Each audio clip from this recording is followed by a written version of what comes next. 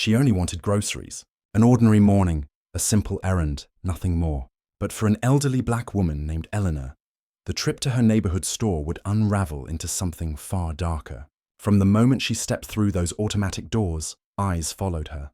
Silent suspicion clung to her every move. And before she could even pay for a loaf of bread, uniformed men were closing in. What happened next wasn't just humiliation.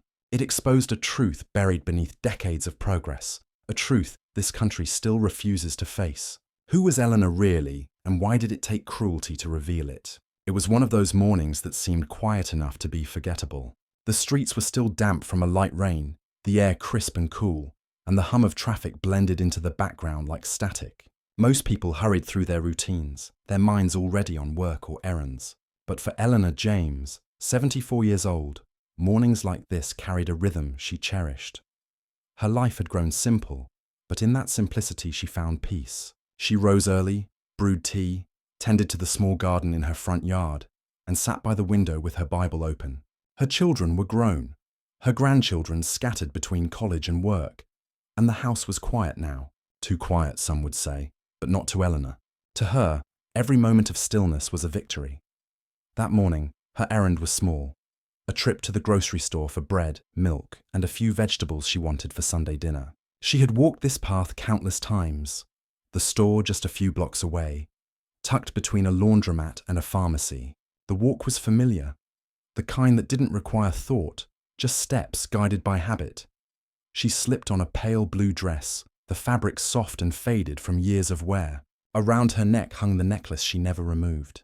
To strangers it might look ordinary, a simple gold pendant, but to Eleanor it carried a weight that words could barely touch. It was more than jewelry. It was memory, legacy, and proof of a life lived with dignity. As she locked her door and set out, the morning air met her like a quiet embrace. She carried a small cloth bag folded under her arm, humming softly as she walked. On the outside, she looked like any grandmother on her way to buy groceries. But Eleanor had lived long enough to know that appearances often meant little in a world that too easily judged her by the color of her skin. In recent months, she had noticed the shift. The way clerks sometimes trailed her down the aisles a little too closely. The way security guards stiffened when she walked in. She told herself not to dwell on it. Maybe it was nothing. Maybe they did that to everyone. But deep down, she knew. She had seen those looks before. She had lived through decades of them, and yet she carried on. Because survival, for her, had always meant refusing to let suspicion dictate her life. So she walked that morning without fear, determined to keep her routine intact. The grocery store's automatic doors slid open with a metallic hiss. The fluorescent lights buzzed faintly, casting a sterile glow over the aisles. The scent of baking bread wafted faintly from the back, wrapping her in a sense of normalcy. A handful of shoppers moved quietly through the store, carts squeaking as they rolled along the linoleum. Eleanor picked up a basket instead of a cart. She knew exactly what she needed and where to find it. She began with apples, their skin polished to a glossy red, then moved to potatoes, lifting each one carefully, as if even groceries deserved respect. But in the background, things were shifting. She didn't see the security guard drifting closer, pretending to tidy a display. She didn't notice the two officers who had just stepped inside, their radios crackling softly. To her, this was just another morning, another errand, another quiet victory in a life shaped by resilience. And yet, beneath that surface calm, something darker waited. Something that would turn this ordinary trip into a test she hadn't asked for. Because Eleanor's story wasn't about groceries. It was about what happens when dignity is questioned in plain sight. When a woman who had lived a lifetime of quiet strength is stripped down to nothing more than a suspect. Every step she took down, those aisles brought her closer to a moment she could never forget. Eleanor's basket was only half full. Apples, potatoes, a loaf of bread resting neatly on top. She moved slowly but deliberately, her steps steady, her breathing calm. On the surface, nothing seemed unusual, but the quiet rhythm of the store was changing. It started as a feeling, the prickling sense of being watched, of eyes following her every movement. She tried to brush it aside, convincing herself it was nothing. Yet the sound of footsteps grew louder, heavier, more deliberate. They weren't the soft squeaks of a shopping cart. They were boots, firm, slow, closing the space between her and the exit. She reached for a carton of milk, her fingers trembling just slightly, and then a voice, sharp and commanding, cracked through the aisle. "Ma'am, we need to have a word." Her body stiffened. Around her, the soft hum of the store seemed to fade. A man glanced up from the shelf, froze, and then quickly looked back down, pretending to mind his business. A mother pulled her child closer, whispering something as she hurried past. Shoppers noticed, but none intervened. Eleanor turned, clutching her basket to her chest. Two uniformed officers stood behind her, their expressions unreadable but their eyes fixed on her like she was already guilty. The security guard hovered nearby, arms crossed, nodding as though he had been waiting for this moment. "We've had a report," one officer said, his voice flat, rehearsed. "We'll need to check your bag."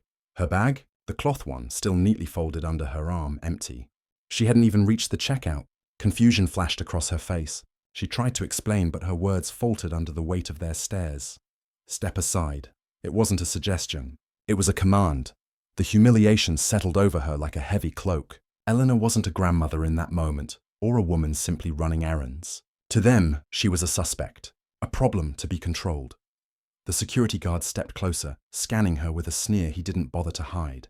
Two teenagers whispered from the next aisle, their eyes lit with curiosity and cruel amusement. One even lifted a phone, angling it just enough to capture her face. To them, it was a spectacle. To Eleanor, it was an old wound tearing open again. Her voice shook as she lifted the folded bag, showing them it was empty. Her basket, filled with unpaid groceries, remained in her other hand.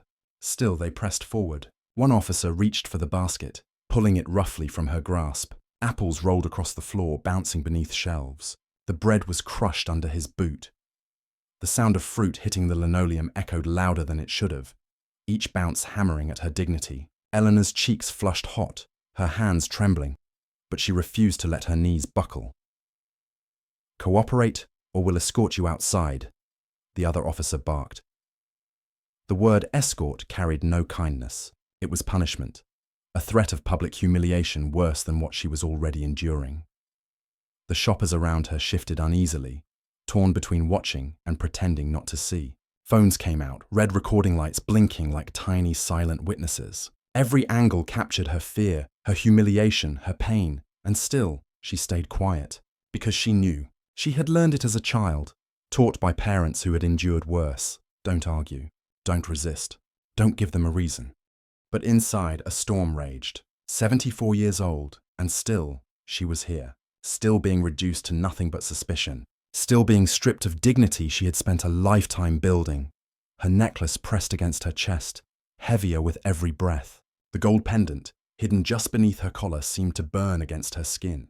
She felt its presence more sharply now than ever before, as though it knew the moment it was meant for was drawing near. The officer stepped closer, his hand brushing against her arm as he tightened his grip. The pressure made her wince, but she didn't cry out. She lifted her chin, refusing to give them that satisfaction. But inside her head, the question screamed, how far will they go? The second officer's hand hovered near his belt, where his weapon rested. It wasn't drawn, but the gesture was enough. Enough to send a chill down Eleanor's spine, enough to silence even the quiet whispers of the crowd. Every second stretched painfully, every heartbeat heavy with the possibility of tragedy. Phones kept recording. Shoppers kept watching. The air grew thicker, the tension unbearable. And then, as the officer jerked her arm once more, the pendant slipped free from beneath her collar. The gold necklace swung into view, catching the fluorescent light. For the first time, the officers hesitated. Confusion flickered across their faces. The symbol etched into the pendant was unmistakable, a mark of service, honor, and sacrifice, one tied not to suspicion, but to respect. The crowd murmured, someone whispering, "Wait, is that?" Eleanor's chest rose and fell, her fear still raw, but her spirit hardening beneath it. The necklace had spoken when she could not, and it was only the beginning. The necklace gleamed in the harsh fluorescent light, its golden surface etched with a symbol the officers could not ignore. For a moment, the chaos of the store slowed. The shoppers froze mid-breath. The recording phones tilted higher, capturing every flicker of expression on the officers' faces. One officer narrowed his eyes, trying to mask his surprise. The other shifted uneasily, his grip on Eleanor loosening just slightly. They weren't expecting this. To them, she was just another elderly woman to be suspected, to be put in her place. But this necklace told another story. one of honor, of sacrifice, of service in a world that had already taken so much from her. Eleanor's hand instinctively rose, her trembling fingers brushing the pendant as if drawing strength from it. The cool metal grounded her, reminding her of the family it represented. Her late husband who had worn it before her, a man who had served with distinction only to return home to a country that still treated him as less than. That necklace carried generations of struggle, and now it was burning like fire against her skin, daring her to stand taller. "Where did you get that?" the first officer demanded, his voice clipped, uneasy. Her eyes locked on his. For the first time since the nightmare began, she didn't look down. She didn't shrink.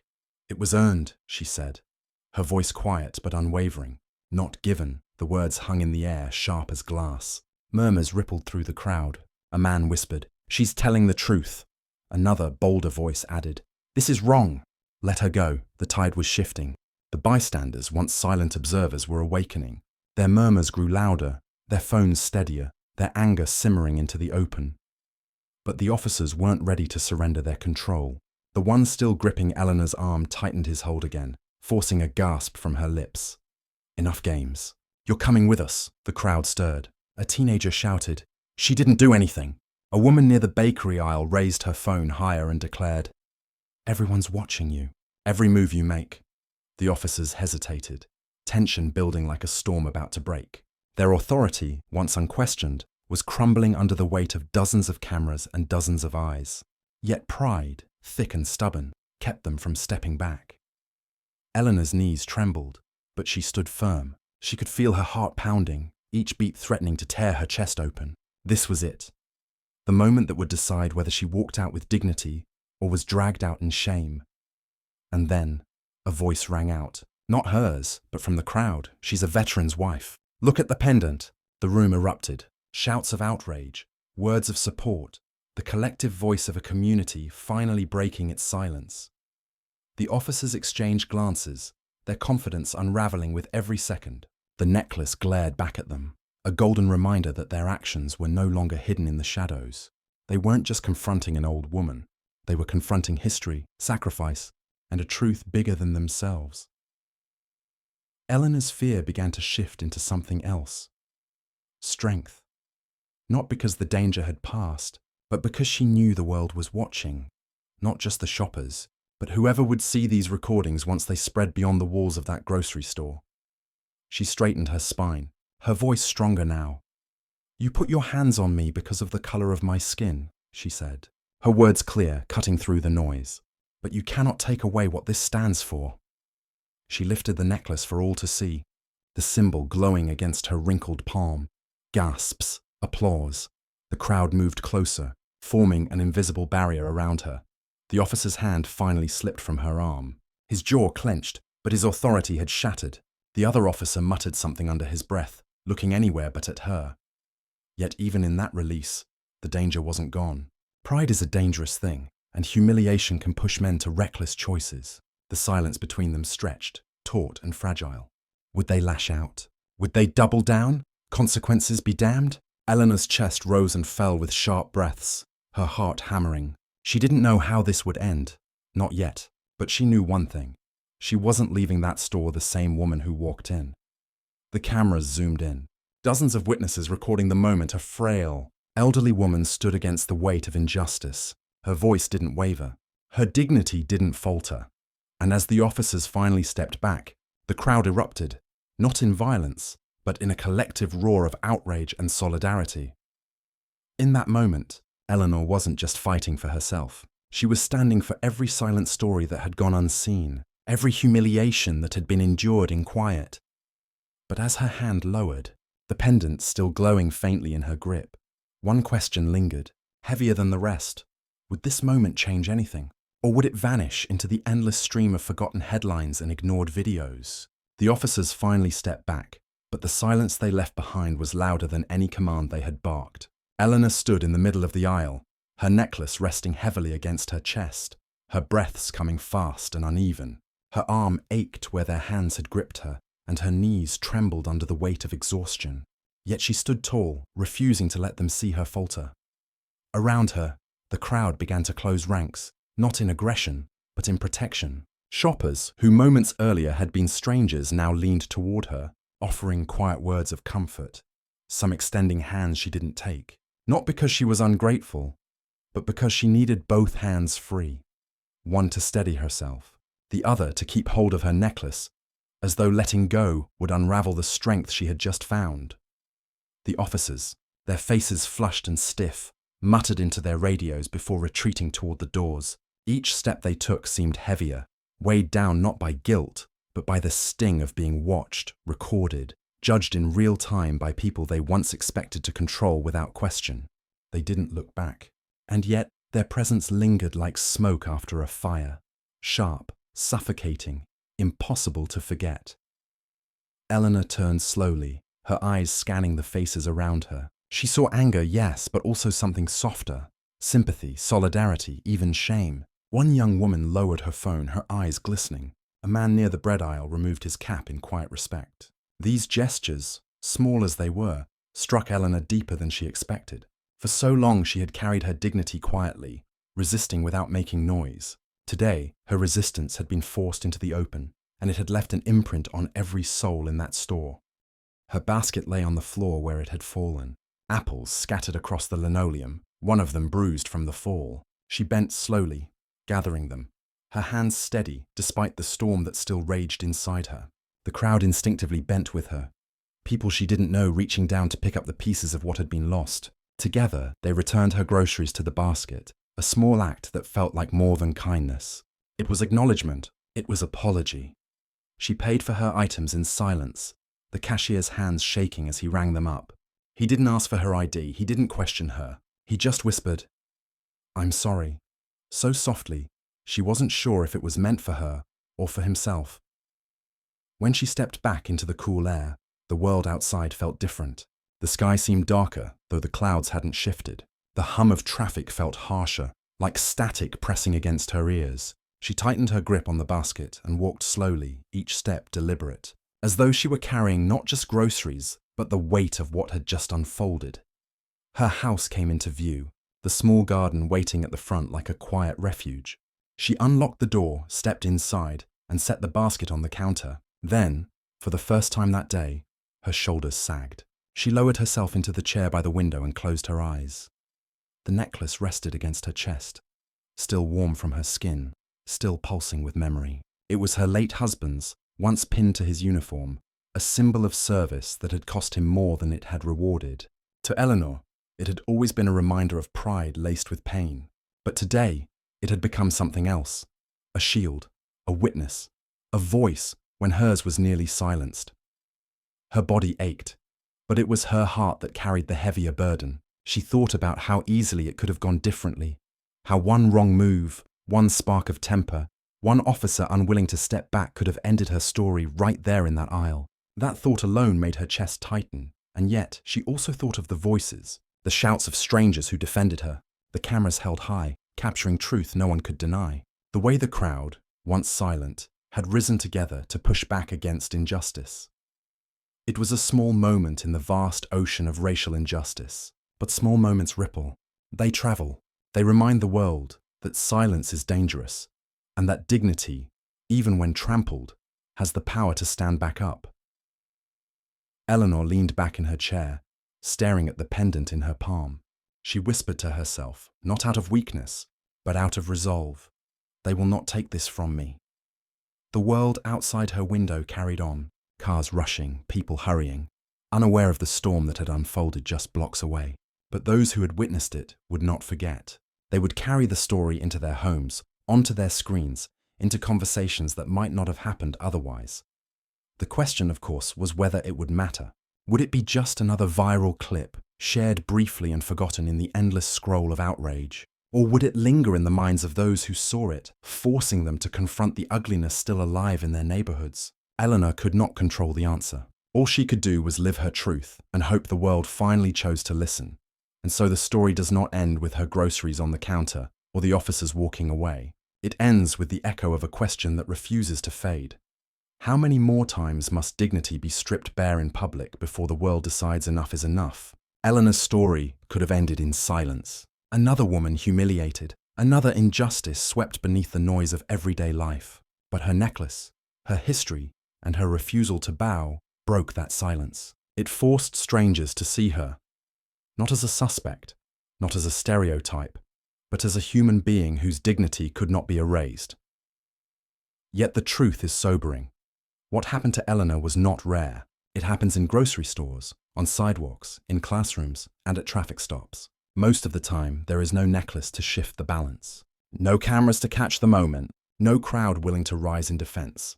And that is why her story matters. It reminds us that behind every headline, behind every viral clip, there is a life, real, fragile, and forever changed. It reminds us that racism is not just history. It breathes in our present, shaping ordinary days into battlegrounds of dignity.